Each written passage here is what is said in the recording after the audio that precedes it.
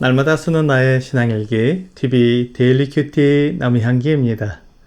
오늘은 요엘 1장 13절에서 20절을 묵상하겠습니다.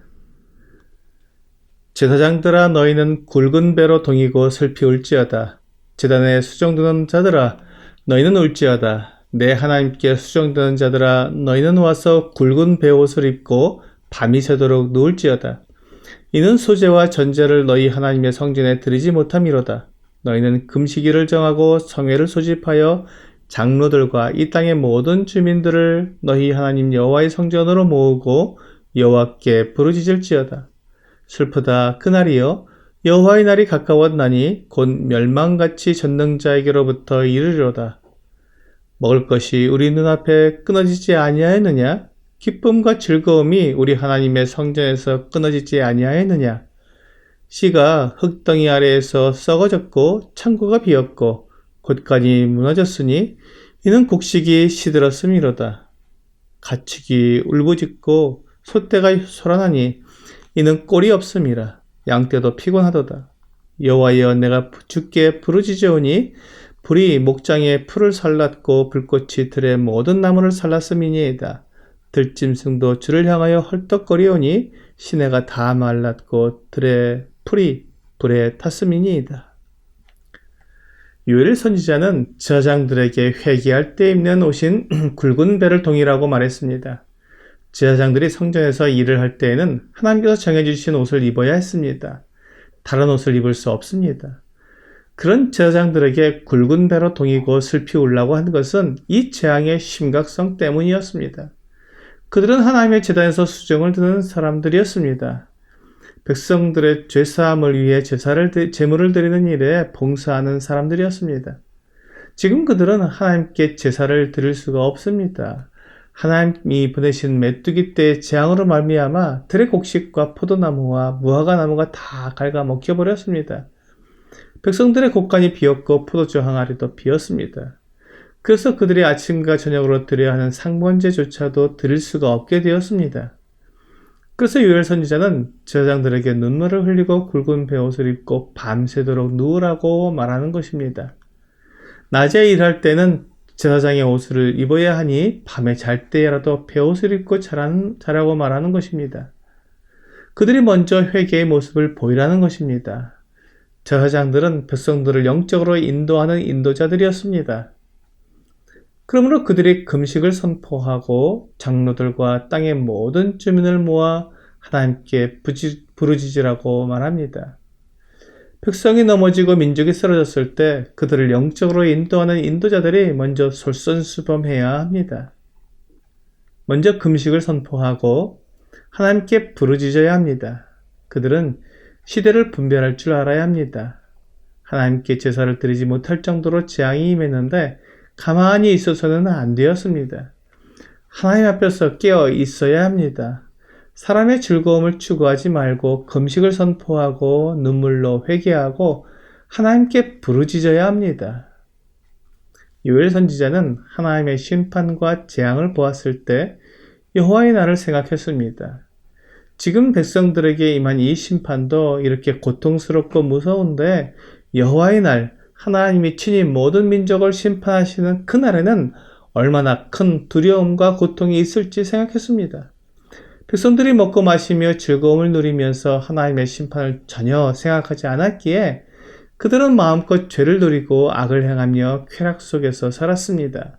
그런데 이 메뚜기 재앙을 경험해 보니 하나님의 심판은 너무나 두려운 것이기에 백성들이 잊고 있었던 여호와의 날을 기억하게 한 것입니다. 사람들은 자기들이 노력하면 얼마든지 배부르게 먹고 건강하게 살며 아무 문제 없이 지낼 수 있을 것이라고 생각했습니다. 그런데 하나님께서 손을 펴서 메뚜기 떼를 보내시니 그들의 노력과 애씀은 아무것도 아니었습니다. 도저히 손을 쓸 수 없는 상황이 펼쳐진 것입니다. 그들 앞에서 먹을 것이 다 사라져 버렸습니다.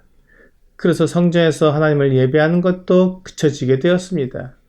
지금까지는 성전에서 예배하는 것이 아무 일도 아니었습니다. 어쩌면 귀찮은 일일 수도 있었습니다. 그런데 지금은 하나님께 제사를 지내고 예배를 드리고 싶어도 재물이 없으니 하나님께 나아갈 수 없게 된 것입니다. 이런 일이 그들에게 미치리라고는 생각지 못했는데 이제 이 일이 닥치니 여호와의 날을 기억하게 된 것입니다. 지금 요엘이 보고 있는 이 백성의 상황은 너무도 끔찍했습니다. 씨를 파종해도 그것이 싹을 내고 꽃을 피우고 열매를 맺지 못하고 흙덩이 아래서 썩어버렸습니다. 그들이 자랑하고 의지하던 창고가 텅 비어버렸습니다. 그들이 젖을 내고 고기를 얻었던 가축들도 울부짖고 소리를 지릅니다. 그들도 꼴이 없어 먹지 못하니 살찌지 못하고 파리하게 말라가는 것입니다. 엎친 데 덮친 격으로 불이 목장에 불을 사르고 나무를 살라버렸습니다. 이제 가축들에게 의지할 수도 없습니다. 곡식과 가축에게만 재앙이 있는 줄 알았는데 들짐승들에게까지도 재앙이 임했습니다. 모든 시내가 마르고 들의 풀이 불에 타버렸기 때문에 그들도 먹을 것이 없고 마실 물이 없었던 것입니다. 그들이 이제 목이 갈아여 하나님을 향해 헐떡이고 있습니다. 이 재앙을 바라볼 때 여호와의 날을 기억해야 했습니다. 여호와의 날에 임할 그 심판은 너무도 끔찍하기에 회개하고 돌이켜야 했습니다. 하나님께서 지금 이 무서운 재앙을 백성들에게 허락하신 이유는 회개하라는 것입니다. 그들이 곡식이나 가축들을 의지하지 말고 그것으로 인해 즐거움을 누리는 것에 빠져있지 말고 그들의 죄악과 악행과 하나님을 떠나 있는 모습을 깨닫고 하나님께로 돌이키라는 것입니다. 하나님께서 백성들에게 회개할 기회를 주기 위해 이 재앙을 허락하셨으니 하나님께 불평하거나 원망하지 말고 오히려 회개하고 돌이키라고 요엘은 말하고 있는 것입니다. 요엘은 하나님의 선지자였습니다. 그래서 백성들의 죄를 보고 그들이 하나님 앞에서 심판을 받게 될 것을 알고 그들의 결국의 멸망임을 내다보고 그들에게 피할 길을 알려주는 것입니다. 그것은 오직 회개밖에 없습니다. 세례 요한도 유대 광야에서 백성들에게 외쳤습니다. 마태복음 3장 2절에서 회개하라 천국이 가까이 왔느니라 라고 말씀하고 있습니다.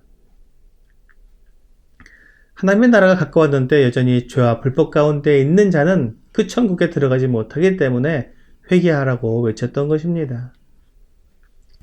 또한 10절에서 이미 도끼가 나무 뿌리에 놓였으니 좋은 열매 맺지 아니하는 나무마다 찍혀 불에 던져지리라고 말했습니다. 오늘의 적용 질문을 보겠습니다. 날로 심해져가는 세상의 죄악들은 무엇이 있습니까? 이때 나는 어떤 마음을 가져야 합니까? 세상은 동성애와 하나님을 섬기지 못하게 막는 법들을 만들어 계속 죄악 가운데 더 깊이 들어가고 있습니다. 이때 우리가 먼저 회개해야 합니다. 하나님의 긍휼을 구해야 합니다. 오늘 세상은 점점 더 죄에 깊이 빠져들어가고 있기에 졸지 말고 깨어서 하나님 앞에 회개하고 부르짖는 여러분과 제가 되기를 주 예수님의 이름으로 기도합니다.